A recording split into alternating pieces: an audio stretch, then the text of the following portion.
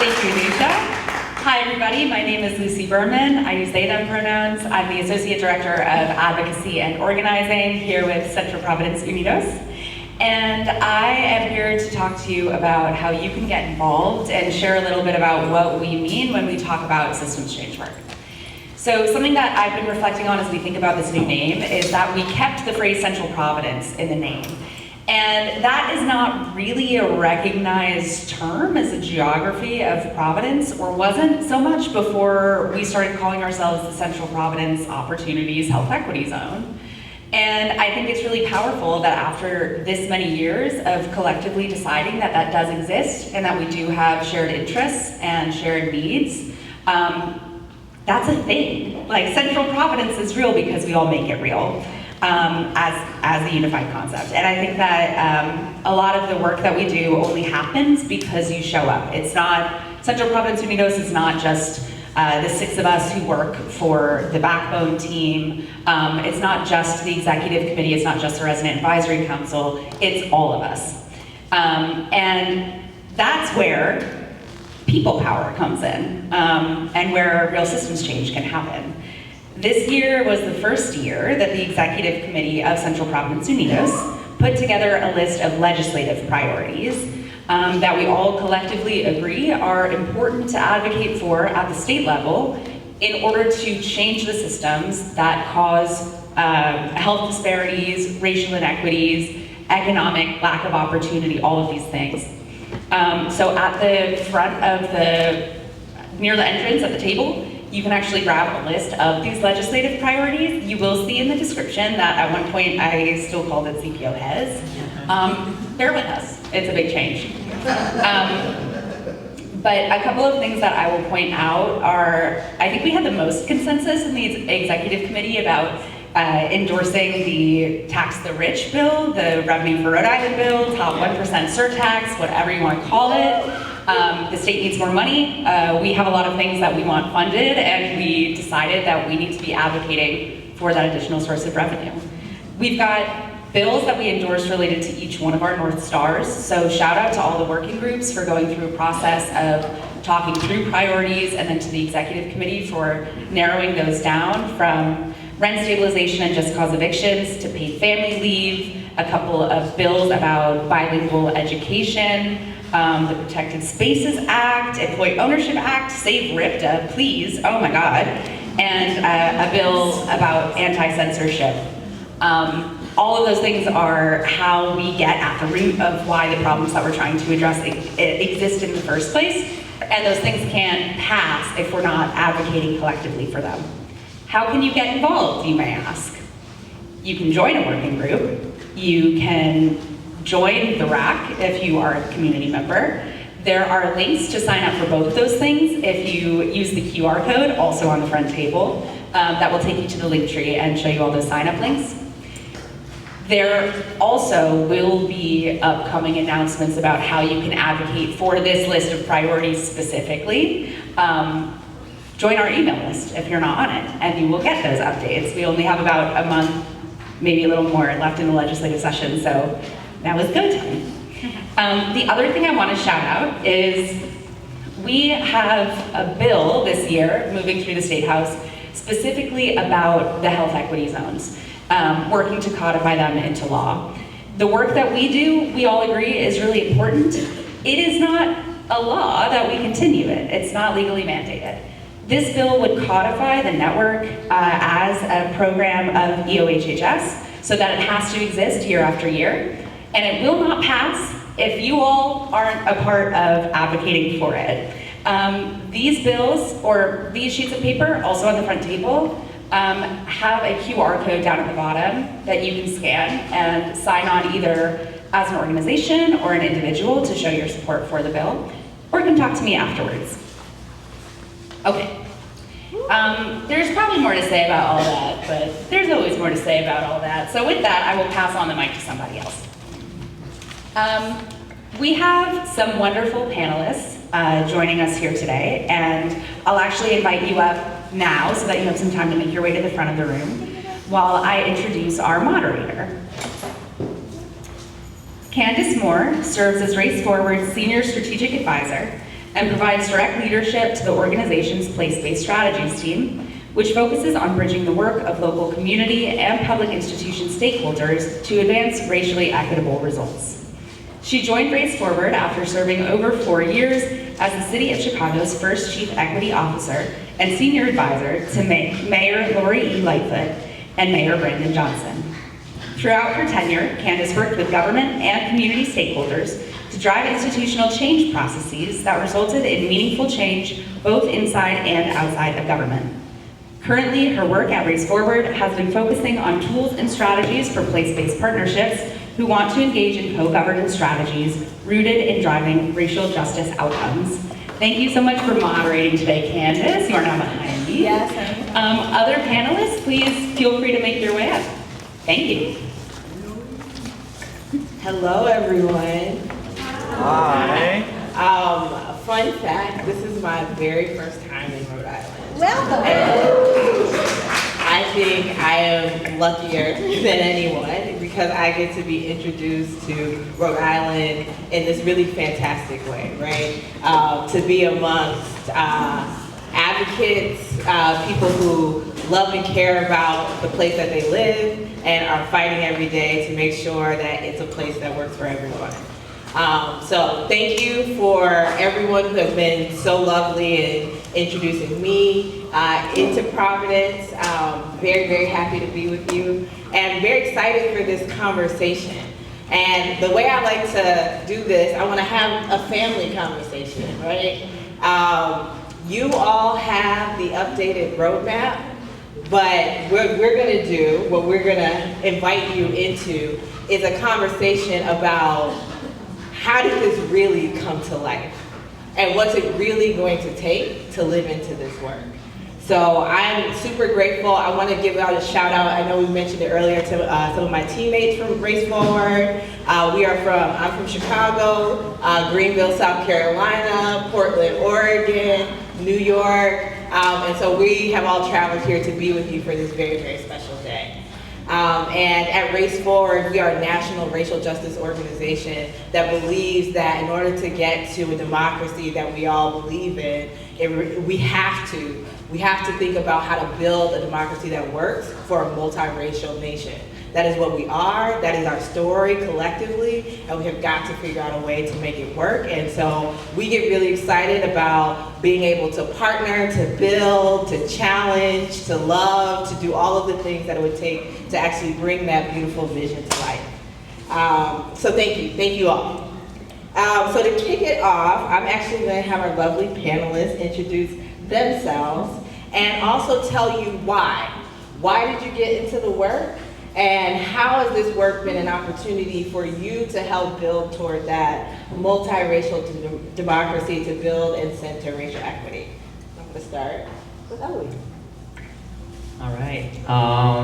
My name is Eloy Rodas, and I'm the Executive Director of the Unidos Neighborhood Association.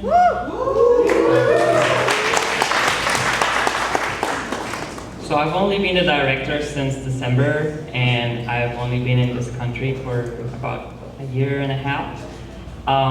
This reflects a lot of the experiences that we see in Unidos, a lot of immigrants that come here, and the language is new to them, the culture is new to them, the city is new to them, the job opportunities are new to them, and it's a shift of paradigm. And I think that it's important to uplift those voices, but also to put them in positions of leadership, because those have been always the immigrants, the working class people have always been the ones that have pushed for reforms for the civil rights movement. They've always been in the forefront of those fights, regardless of how vulnerable they were, because they had very little to lose at the end of the day, and that's the history of how we've moved forward. Hi everyone, my name is Maria. I'm one of the residents here in Providence. Initially I got involved because I started seeing some broken systems, I'm going to be very honest,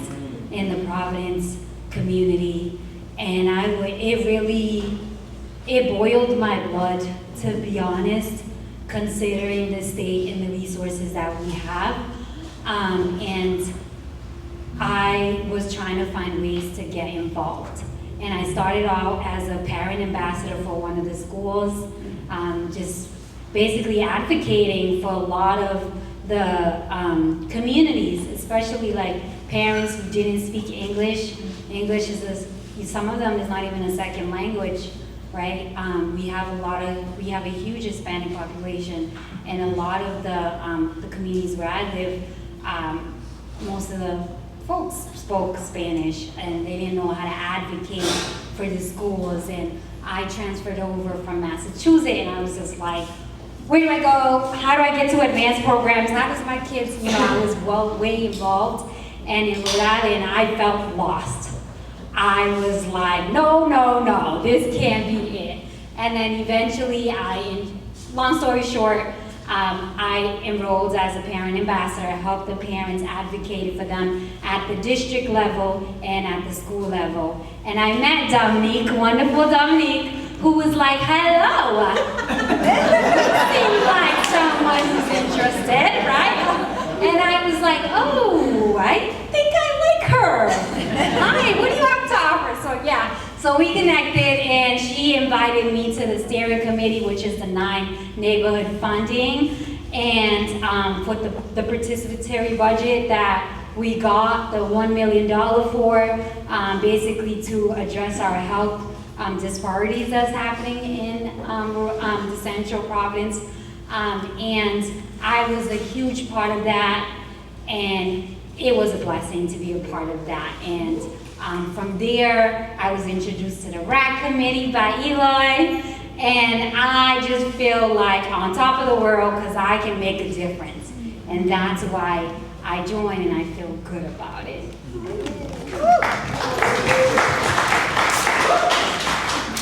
Hi everyone, I'm Shelby Mack. I use she, her. I'm really honored to be with you all tonight and just see so many people who have contributed so much to this work over the years. And I'm here representing my organization, Building Futures. I represent us on the executive committee of the now Central Providence Unidos. And Building Futures works to create equitable pathways to family-sustaining careers, particularly for people who have been excluded from economic opportunity. And we use the apprenticeship system to do that. And I think, why Building Futures is connected to this work. Why do we need to do the work that we do, creating access to family-sustaining careers? Because our economy is designed to deny people access to those family-sustaining careers, those family-sustaining wages, and those denials happen on the basis of race, gender, class. And so in order to really fulfill our mission, we need to be doing systems change work, and we need to be doing it together, right? Building collective power, because that is the only way that we are going to change the systems that are causing these harms and that we see historically and currently in Central Providence. And I'll also say I'm here with another hat on as doing some organizing work around building opportunities for worker ownership in Rhode Island, where workers can actually own their own workplaces. And I do some of that work through Lefty Lucy Bike Collective around the corner, which is a worker-run bike shop, and also through the Rhode Island Worker Cooperative Alliance. And we are working on some legislation that we recently endorsed, the Rhode Island Opportunity for Employee Ownership Act, and really seeing owning our workplaces as a tool for racial equity, gender equity here in Rhode Island, and particularly in Central Providence. Thank you all. I said we're going to have a family conversation, so I want to talk about, I think, some of the tensions that I think I see sometimes in racial equity work, right? So on one end, we want to see results. We want to make changes now. We're tired of seeing the same harms happen again. And I think there can be this desire to just like buckle down within your organization, within your group, within yourself, and just power through, right? Get what you need to get, drive an outcome. And sometimes when we're invited into coalitions, we kind of roll our eyes a little bit like, oh my gosh, there's gonna be so many people, so many opinions, it's gonna go slow. We've had these experiences, and yet, nonetheless, right, you all have decided that not only will you work in community and in solidarity with one another, but that you must. So much so that you actually put it as a principle of your work. So my question to you is, when you think about solidarity, how has it shown up in this work? And why is it important to do this together instead of going at it alone? Whoever wants to start.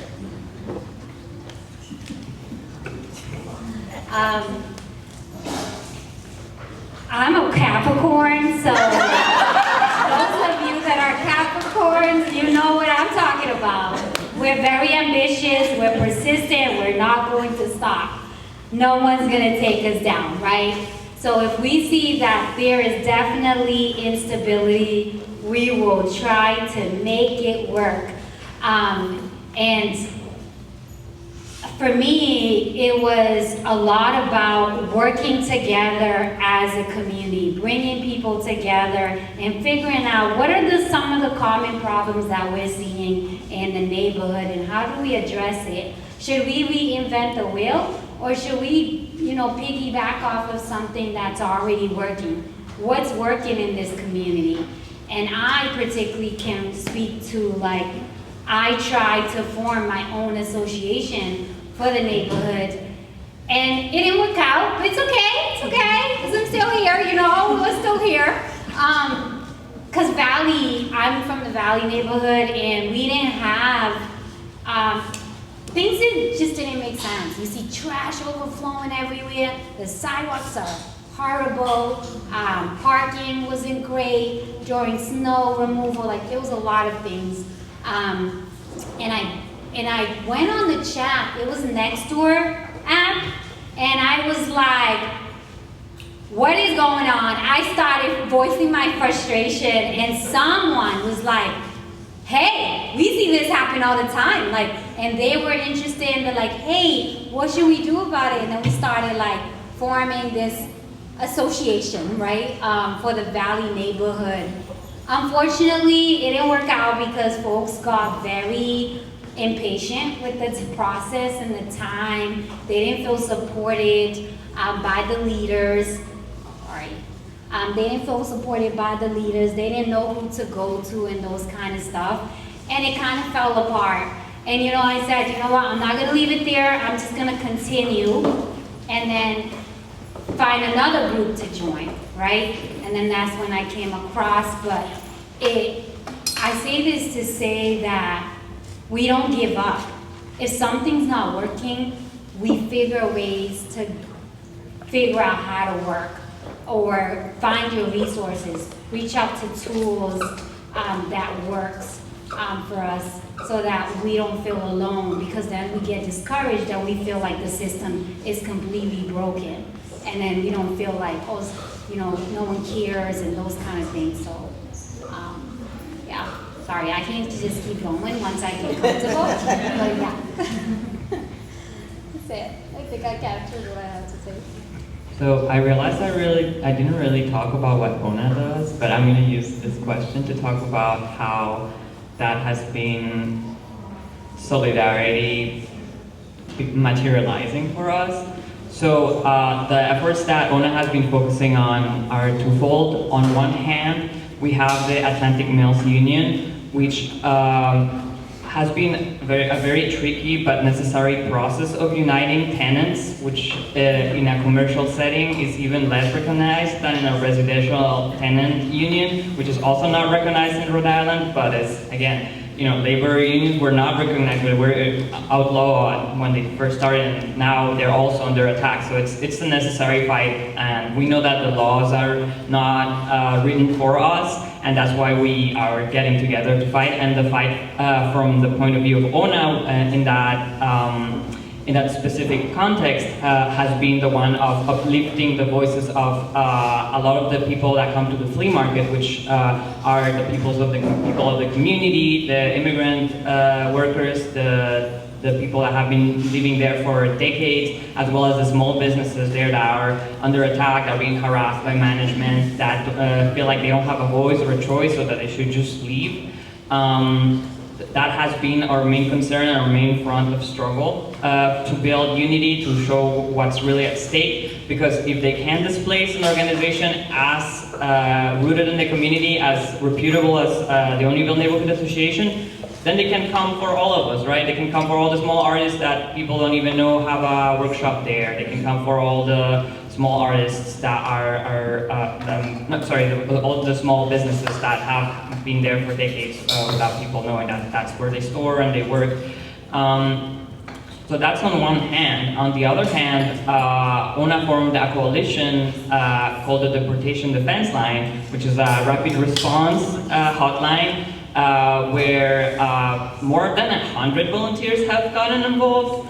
On one hand, we have operators and verifiers that work together to dispatch trained community members to verify ICE sightings, to document, to defend people, to walk them through their rights, and if needed, we mobilize the community for that, and we've done that twice now. And we just started in February, so really there's no reason to draw like negative or discouraging conclusions of, well, it's not working, because what we're going to need is the numbers. That is really the power of the people. And on the other hand, we have volunteers that are flyering all over town, that are talking with all the businesses. They're going several times a week in different neighborhoods. They're being pulled everywhere to do it, and meeting in person and having town halls, because a rapid response hotline is only as strong as its outreach, and that has really been impressive because a lot of people were itching. First of all, they were petrified. They didn't know what to do. They were scared. They were pushed to inaction, thinking they couldn't do anything. A lot of people were craving to do something about it, and being able to get involved in this has really energized people, has showed them that they can do something, that they can get together, but that it's only going to work if we're organized across all sectors of society, all races, no matter what our income is. Because people, regardless of their background, really want to see, they know that if they're coming for immigrants now, they're going to come for labor organizers later, they're going to come for LGBT people. So everybody's making those connections, and they understand that an attack on one of us is an attack on all of us.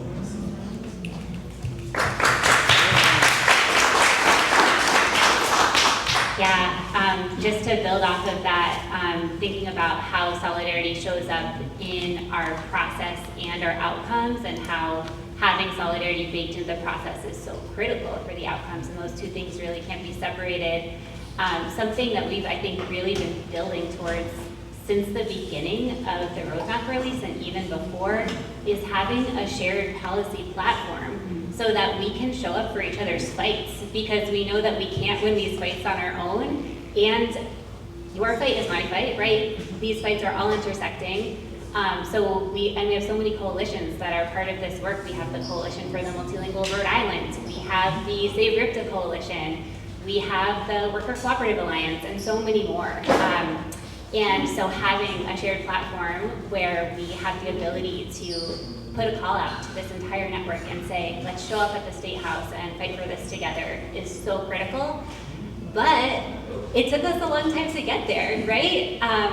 And it took us a couple years of really evolving our governance structure and our decision making to be able to figure out a universe of potential policies that we might endorse, and then have an executive committee that can make a decision.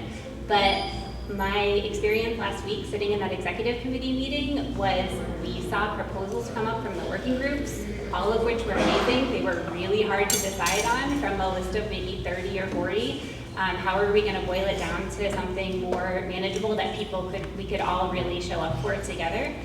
And it took us maybe 20 minutes to decide. And I think that ease really comes from a couple years of really getting it right in terms of how is power showing up, how are the communities that live in Central Providence being recognized and represented in our governance. and the relationships that we built over the past couple of years. So I think that is an example to me of how solidarity really shows up in what we're able to do together through the way that we build together. Thank you, thank you. I think one of the things that I'll say for me, I'm really impressed by the work is the connection to community and the connection to folks who are living with the issues that you're working on. Often in work, in policy work, it can be easy to say, I'm doing it for a community. You know, I heard what people are saying, I read and I saw the report, and I have some power and some responsibility to do something, so I'm gonna do for people.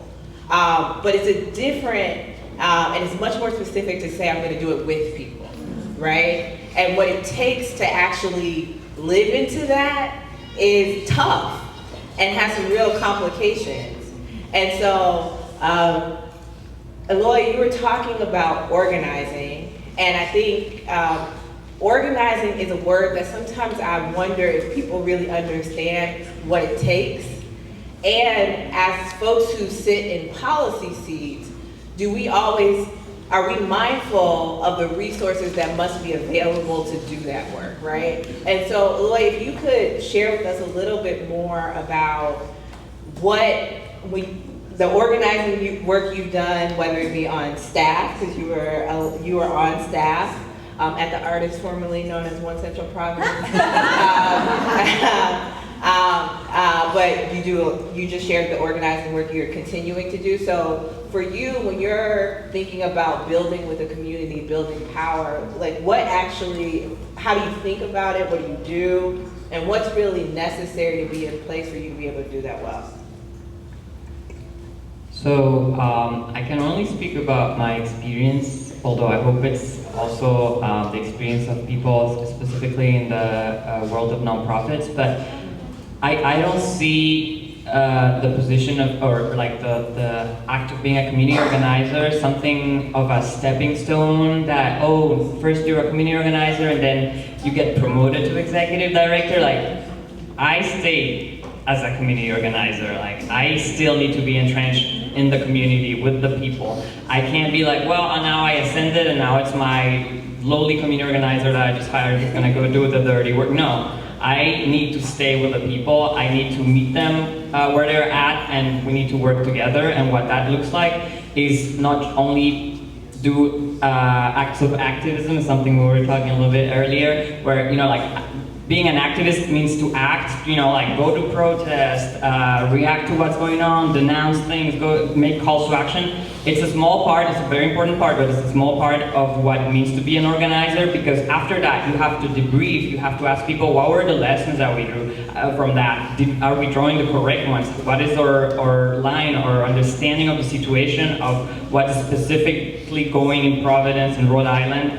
Because we can't base ourselves on what's happening in another state. What is working there might not work here. And we need to study as a group. We need to come together. We need to read, because oftentimes people will say, well, I already live here. I don't need to read about it, which is often a mistake that we make. And it's not just about reading, it's about getting together. It can be through documentaries, it can be through a conversation, through testimonies. But the importance is that when we get together to study something, to learn from the elders, to learn from movements and people that were here before us, that were fighting for something, where we know where we're standing, that's where we're really starting to organize, where we're really keeping people engaged during the high activity, difficult times, but also during the lulls, where not much is happening.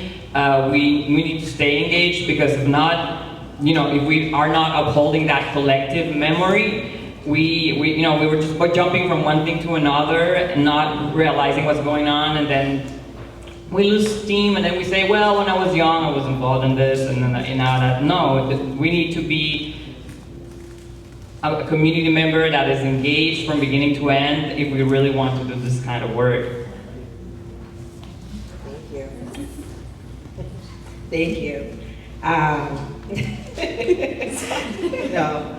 I should remind us that we have some live interpretation going on, so we're gonna try to slow down. I talk a little fast myself too, but we're gonna try to slow down for the interpreter.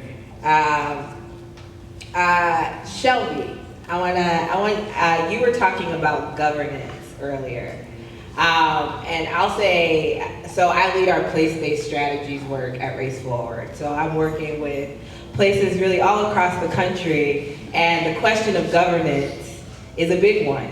One of the things we like to say at Race Forward is governing is the prize, is what we're fighting for, is the ability to think about what is the consistent systems and decisions and processes that will guide us in navigating where resources go, how power is organized.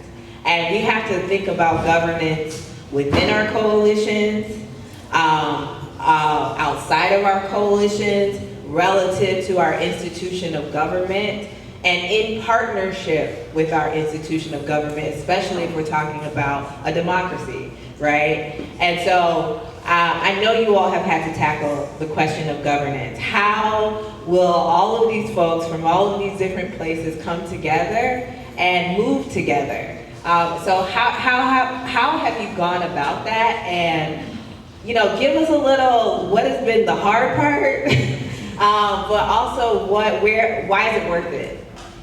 Yeah, thank you so much for that question. I love this stuff. I'll share, I'm a Sagittarius, so that's the fire of like, yeah, let's make this happen. How do we do it? What's the system? What's the process? So yeah, I'll share. So when the roadmap first launched 2 years ago, right? There was a question of what is the governance structure that will make decisions about how we implement this roadmap. And a steering committee was formed for that purpose. And that steering committee was made up, how am I doing for talking speed? Slow down? We're good, we're good. Okay. Thank you for the reminders. So the steering committee was originally made up primarily of leadership members of nonprofits based here in Central Providence, and maybe a few residents. But there was another body, the Resident Advisory Council, that had existed for some time that was not at that point involved as decision makers with the roadmap. And when I was invited to be part of the steering committee, I kind of had a nugget of curiosity about the role of the RAC, the Resident Advisory Council, and how it would relate to the steering committee, and some discomfort too, that I knew this body existed and I wasn't clear what the relationship was, and I know for myself that people directly impacted by the work being done, I believe, should be leading it. At the beginning, that was not completely the case, right? I think that's fair to say. And I also was aware of the work of the RAC because one of my dear friends, Jen, who's not here tonight, she's right.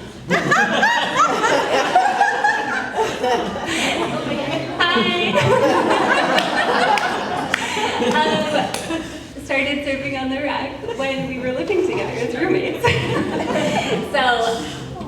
And also was a steering committee member. So we kind of were processing some of this together too. And over time, we were thinking about how can, and really having these conversations with staff too, how can this governance structure shift to really embody this democracy that's a core value for us, or that we want to be a core value for us. And again, that in order to embody democracy, people who are living here, impacted by the work we're doing, really need to be leading. So to make a long story short, over time, we shifted to a governance structure where there's an executive committee that is made up of resident advisors and organizational strategic advisors, so people who are coming from nonprofits and people who live in the neighborhood, the 9 neighborhoods. And there is a significant weight given to resident voice. So the forum that we need to make decisions is really weighted towards residents, and less so towards nonprofits. And I think the last thing that I just want to name is that nonprofits have played an actively harmful role, right, historically, and have actually served to perpetuate some of the things that we're trying to interrupt, even as nonprofits are doing important work. And leadership of nonprofits are disproportionately white, not representative of these communities. So again, seeking to shift power internally and how we're governing as we fight for power, and try to really hold and execute power externally out in the world. Thank you. And shifting and sharing power, I find is one of the hardest things. Even if you come to this work committed to it, the reality is that shifting and sharing power can feel scary. It can feel like you're giving up control. It can feel like you're bucking the system. And so I often think about it, it is an act of bravery to say not only are we going to do it, but we're going to be committed to it, especially when the going gets tough. And then I think there's always this question of, are we in fact doing it? Can we feel it? Can the people who are most impacted by the work actually feel power shifting? Do folks feel like they're gaining more power, that they're part of decision making, and not only are they part of it, but that it's actually changing some things? And so Maria, I'm going to come to you because you started by sharing, like, you got involved in this work because you saw things that were a problem in your community. And you started this by just trying to band together with other folks who also saw. And so from that point of you feeling like, I want to do something, I don't know what to do, let me just hop on Nextdoor and start, to today being a part of the RAC, being here for the roadmap. My question is kind of simple. Do you feel it? Do you feel power building? And have you seen it? Have you actually seen it show up in real ways? Yes, I feel I think let's just go back a little bit. I feel like we underestimate how much power we have as residents or even people in the community. How many residents are in this room? Okay, so there's a good amount. I feel like residents don't think about themselves as having power in so many ways, right? Or maybe there's this misunderstanding of what power really is, right? Because they're probably looking up to like the leaders who are in the office, right? If you got candidates during election, I bet you get knocks on the door and folks are like, hey, would you vote for me? I'm gonna do this and I'm gonna do this change and that. And you're like, tell me, show me. You know, for me, it's like, it's all about action. Don't tell me you're gonna do these things. How are you gonna do it? And how are you gonna show up for it? And then eventually, they slowly disappear, right? From your doorstep and you don't see them again, right? I hate that. Cause I'm like, where are you? What's going on? Hello, hey, remember you said you was gonna help fix the healthcare system? Where you at? You know, call them out. It's okay. Respectfully, we should call our leaders out and say, listen, hey, Tom, hi, can we talk? Can we have a meeting? Remember that time? You know, that kind of stuff. And just hold them up for what, if they're making promises, make sure that they're following through with those promises. And don't sit here and just say, okay, I voted for you, and okay, we're just moving on. No. Hold them accountable. And if you can't hold them accountable, find someone who will. You know? And a part of of that is I feel like I have a lot of power. One, I started by getting involved. Initially started with the steering committee for the 9 neighborhood builders because of the fund. And then eventually I got into the RAC because I met members who started inviting me in. So like if we build connection once we start, if we start somewhere, we start to build connection, and eventually we will slowly work towards those changes. But we have to believe in that process, because if we don't believe in that process, then we give up halfway, then nothing gets done. If we don't hold people accountable like leaders, nothing gets done. They have power, but they will have more power with you, knowing that you have a sense of power. I don't need to call Smith Hill out, but I am gonna call you out.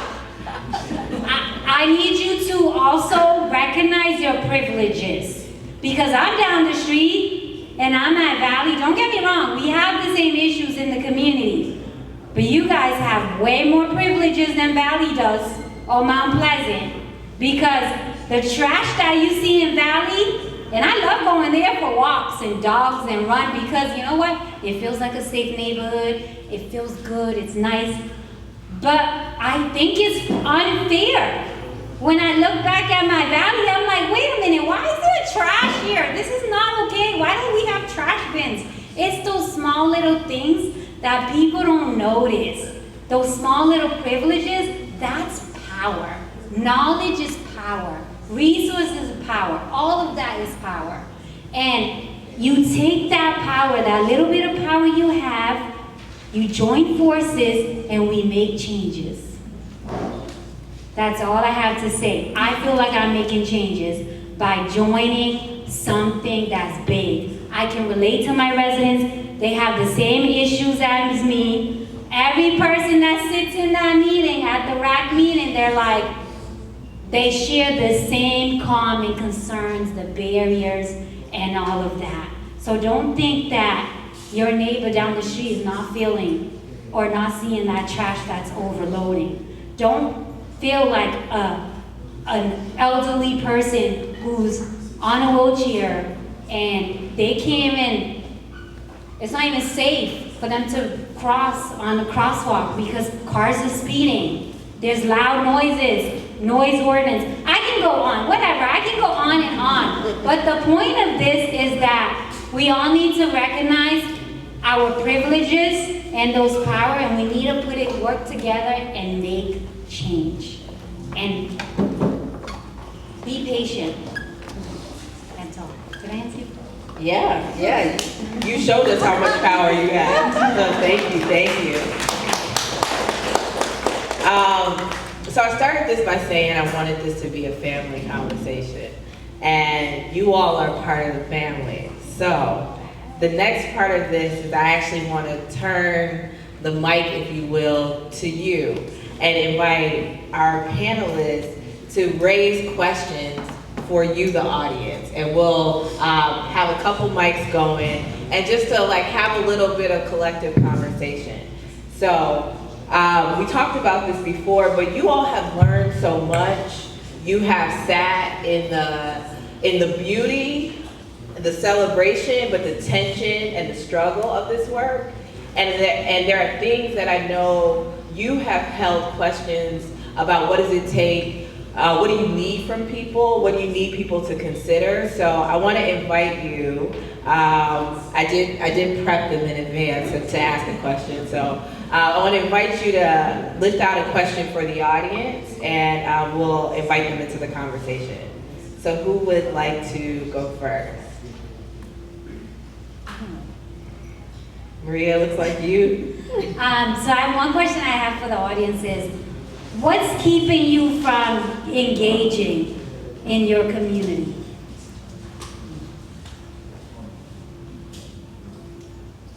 Got it there. I would say two things. I'm actually new here, and so I still have to meet everyone. But I also live in Olneyville, which has a pretty substantial language isolation issue, and I don't speak Spanish. to understand the needs of my community. So I've been reaching out to different groups like ONA, and then also the Munisquacat River Watershed Council. That acronym is so brutal though, but yeah. So they've been helpful, but it's taken half a year of like trying to sort that out to start having like any kind of conversation. So that's sort of like how I'm starting with that. Yeah, I really appreciate that. And for those that are in organizations, you know, how are we bringing new people to the work? You know, how are we inviting people to understand the history of our neighborhoods?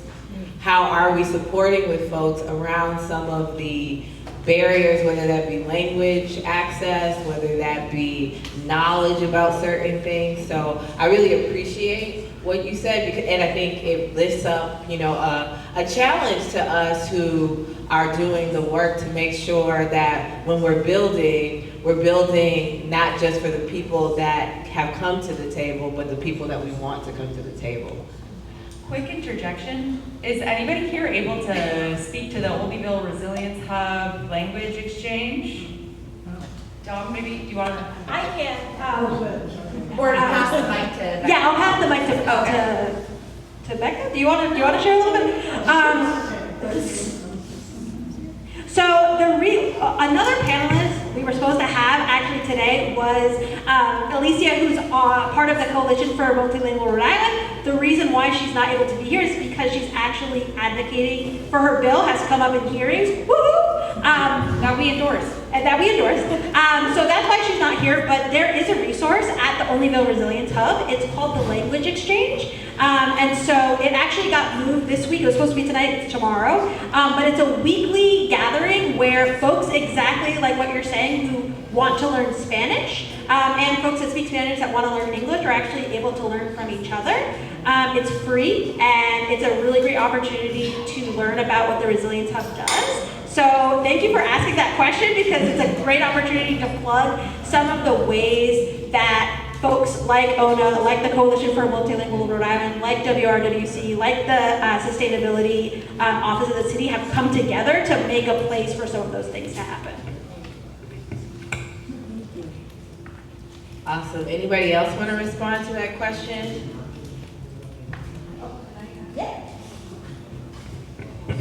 Hi everyone, I'm Priscilla. I'm from the Sustainability Department with an awesome team for the City of Providence. And part of the Resilience Hub is that we really, it's the community driving the type of services and programs that are running out of that hub. So as you get involved, right, you can bring your ideas in terms of needs and services, but also just a selfish plug. Right now the community is looking for a Resilience Hub manager. So someone from the community that can also really be doing that important liaison work, right? Because that's what collaborative governance is about in terms of like, we the city, you know, in supporting the residents in really running the programs that are running there and just making sure that they have the resources they need. So if you're interested, you can reach out to me and we will get you the information through Central Providence. They know how to reach me, so we can get that to you. Awesome, thank you. And I know you didn't ask me, but I'll share. Because I'm a resident somewhere too. And I often ask myself, you know, I think one of the things that sometimes happens is, especially if you are an advocate or you are a policy leader or you're in government, like you, day in and day out, it feels like you're part of the systems, you're challenging it. And I think sometimes you just feel a bit overwhelmed and when you're coming into a space, and I'll say this for myself, sometimes I get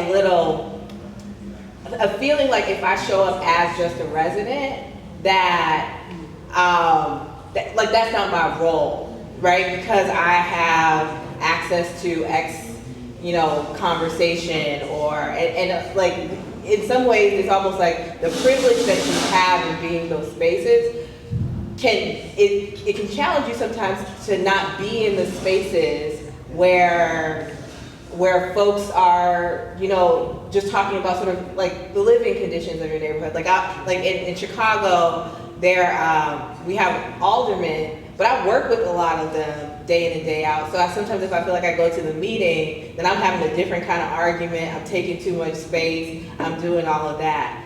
But I will say I have even challenged myself to remember that I am a part of my community, right? I am not just a tool, right? I think sometimes we can feel like just a tool. Like my job is to create the space, not necessarily be a part of the space. And I appreciate your question because it reminds me that the communities need the benefit of everyone that's there, right? Pouring information, pouring access, pouring resources. And if I don't take the time to show up, then my community loses what I have to offer. So just moderators, you know, privilege there.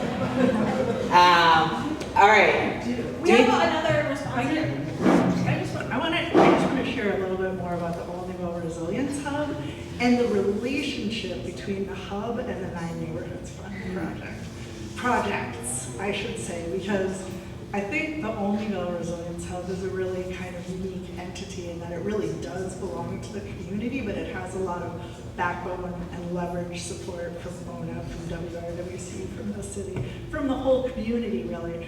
But the moment that we were launching the hub was the same moment that the 9 Neighborhoods Fund grants were being put out. And you may not know this, but the lead-free project really really became a way for the hub to kind of organize itself and reach out and engage with like 2,000 families that live in and around the hub. But also there are others. It's not just the Coalition for Multilingual Rhode Island. It's not just Nuevas Voces. It's not just the Lead-Free Project. It's also Project Let's reached teens and ran their program for teens at the Olneyville Resilience Hub.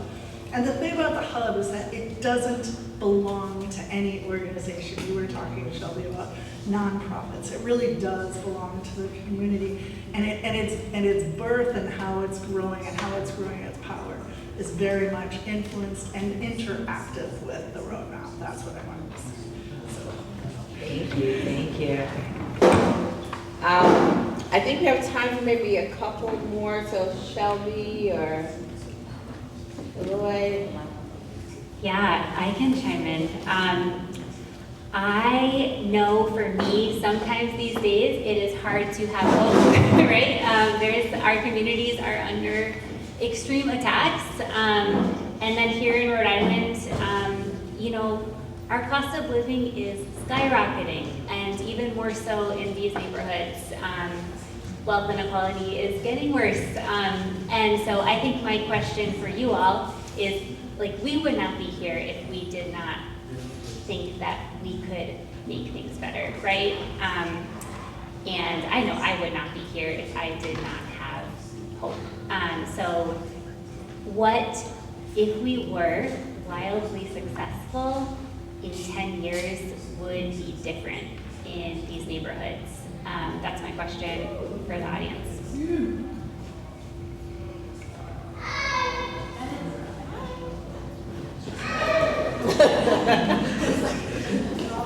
Any microphone will do. Hi, y'all. Dennis Gonzalez from the City of Providence, former 1MB, proud member of former 1MB. I think the families that have historically been in Central Providence remain in Central Providence. I moved here from Puerto Rico in 2004 and have lived in Central Providence the entire time. I can't think of anywhere else in Providence where I want to live that's not within these 9 neighborhoods. And I think success would mean that we are retaining the people that have seen it grow and that have been with it in the good times when we had a pool next to the elementary off of Man Ave, and now when we don't have a pool off of Man Ave, when we didn't have a splash park, but now we do have splash parks. Like the people that can historically track how this neighborhood has grown and thrived, I think that will be the measure of our success. I think sometimes we equate success. I'm so sorry, Michael. I think sometimes we equate success with how much business we've brought into the area or how many more people have moved into an area, but I think retention says a lot more than expansion. And I think that you can expand with the people that remain. So thanks. Thank you.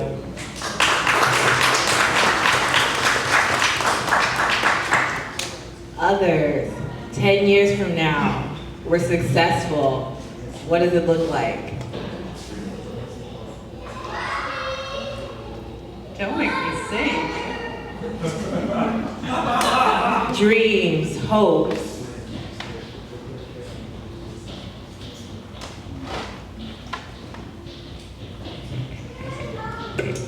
Hi everyone, Jen Racino, and I'm on the steering committee.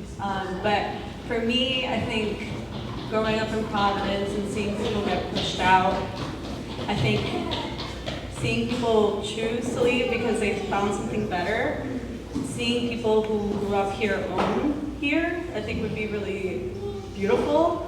And yeah, I just want to echo what Dennis said, just not necessarily focusing on expanding business, but expanding community and really including people who have always been here in a way that they feel like they're a part of this place. I love it. Anyone else? Lucy, my side's got a lot of good ideas. I don't know what's going on stage, right? The question was, if we were to achieve our shared vision, if you could have anything change in the community in the next 10 years through our collective work, what would be different? What would it look like here? Is that a fair summary? Okay.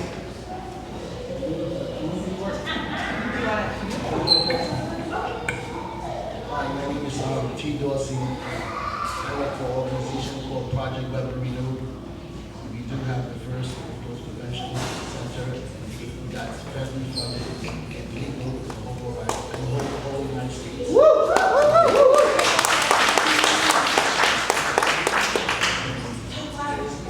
It is a great thing. I also work in a courthouse, 6th District. I didn't say that to black, I said this. I'm sorry. I didn't say that to brag. Yeah, I gotta put it close to my mouth. Can you hear me now? I don't say that like to brag or anything. I say this because as communities, I bet there's a bunch of different organizations in here. I would like to see us connect more. You know, your organization coming to us and see what we can all do for each other. You know, intertwine. You know, because at the end of the day, we got to get together and make ourselves one instead of contesting. Sometimes I see contesting, not all the time, but sometimes. And let's work together. You know,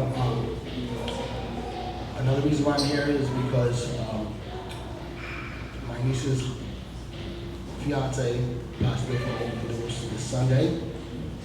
After we dropped him off at Butler, got his kid running around the hallway. And she knows nothing about drug use, substance use, you know, and I'm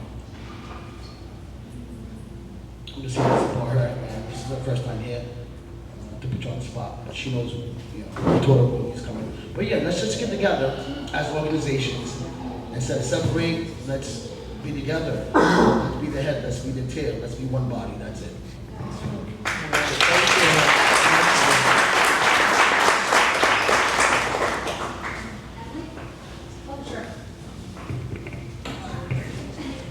I think mine's pretty simple. I just feel like in 10 years, if we have equitable educational opportunities for our students in Providence and across the state,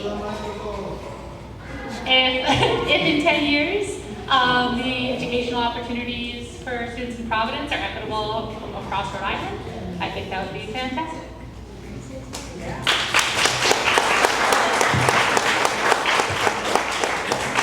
So we got 10 years, y'all.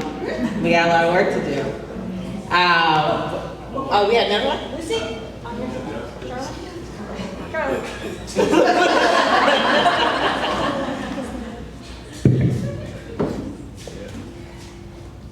Hello, my name is Sincere Martinez from Sincere Multi-Services. Could you please repeat the question again? In 10 years, if we achieve all of our goals, what would be different here? In 10 years, if we achieve all of our goals, I believe that we can help the youth with financial literacy, because in 10 years, they are definitely going to need some sort of financial establishment. You know what I'm trying to say, but definitely that in 10 years. They definitely do need to learn about every financial opportunity that they could have growing up, because that's something that's very important in this community, especially with the youth. That's, the upcoming youth, they need to learn how to do specific things with their money, budgeting, saving, anything that they need. But yeah, my name is Sincere Martinez from Sincere Multi-Services. Thank you.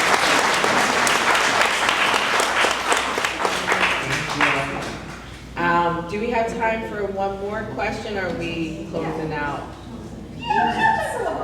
That was yeah, but oh, we got another one. She's a little short.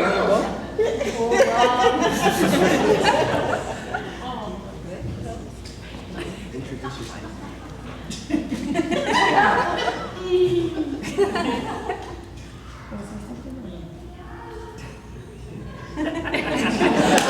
Thank you for being adorable.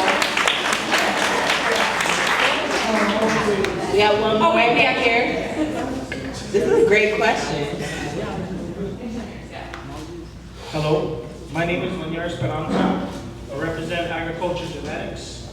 Basically, I feel in 10 years, if all my goals were accomplished, we would be working together as a community, learning about agriculture, how to feed our families, the education behind it, and as well as making sure our goals are clear, that family unity starts at home and our neighborhoods. So we can, just with planting that one seed, we can grow and expand opportunities beyond our reaches.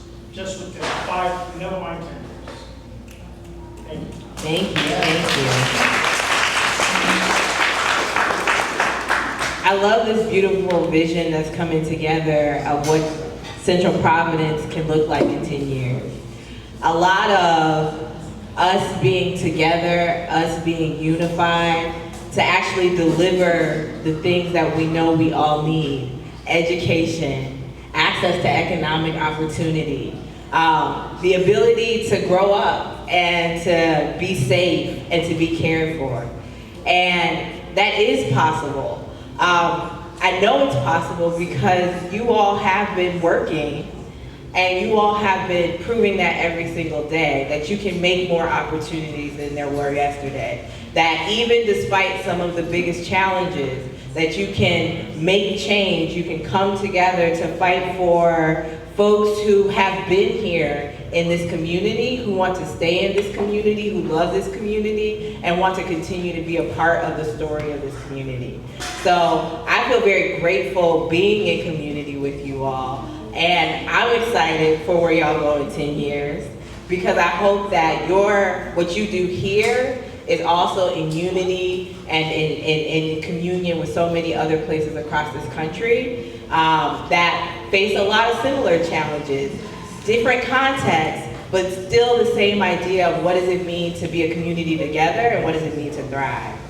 And so as we close out, I want to definitely thank everyone on the panel, but I want to give you one last moment to pour into our family, right? I call this a gift.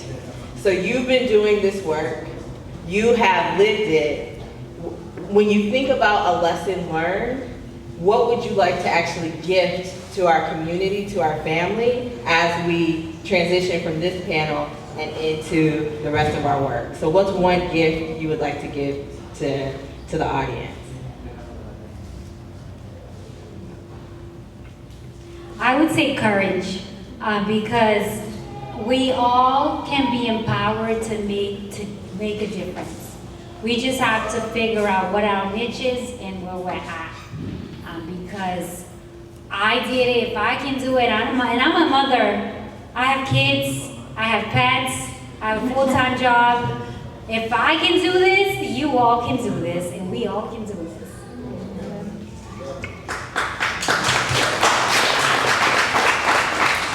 Yeah, I know my cat demands a lot of attention, so I hear that. Yeah, I'm gonna riff off that and say love. I think for me, love is what keeps me going, and the love that I have for my people, my communities, I think is the force that when it's hard to have hope in what feels possible right now, we know what we need, right? And what our loved ones need. And so that gives us the strength and the courage to fight for it.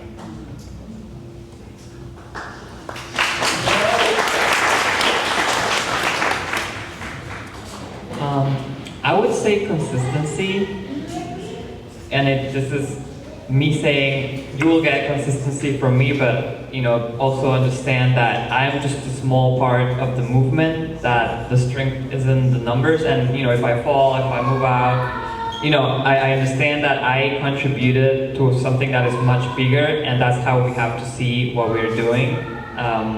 That's what it means to be organized, and I think that it can be done by everyone here.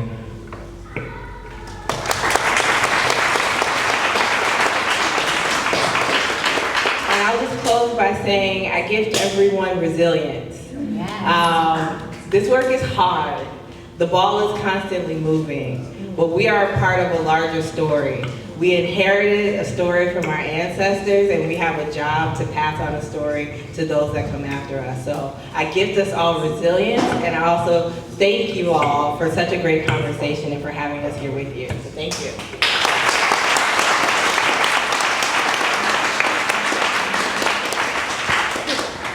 Awesome.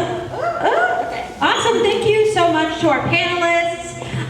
That was such an amazing conversation. And it was it was really great. So that's kind of the end of the formal agenda. However, this event goes till 8, right? So I would encourage you to spend the next hour talking to each other, right? I heard that in what folks hope to get out, in 10 years is more relationships, more community building. So spend this next hour talking to people, talking to folks you don't know. I'd also encourage you to take a look, you'll see in the back these easels. So these are the 5 North Stars. Yes, I know that there's supposed to be one, but we believe in science, okay? Take a look at them, take a look at the strategies. I really encourage you to interact with them. So each North Star represents a working group that meets to help make that a reality. So the policy prioritization that Lucy was talking about came out of those working groups. So take a look at those, go to the link tree, get involved. If you didn't, give us your email before. If you didn't pre-register, make sure we have it so that we can communicate all of what was shared today, and so that you can continue to be involved. Eat some food, please. The link tree also has the caterers' links as well. But really, I just really encourage you to spend the next hour-ish talking to each other, getting to know each other better so that we can continue working together. Thank you so much. Oh, and a group photo, of course, how could I forget? Okay, we're gonna take a group photo. So yeah, I can do it on this. So smile. Yeah, we'll do a selfie. We got this, yeah. Come get close. Look, oh, that's so sweet. Okay, yeah. I have short arms, so you're really gonna have to come close.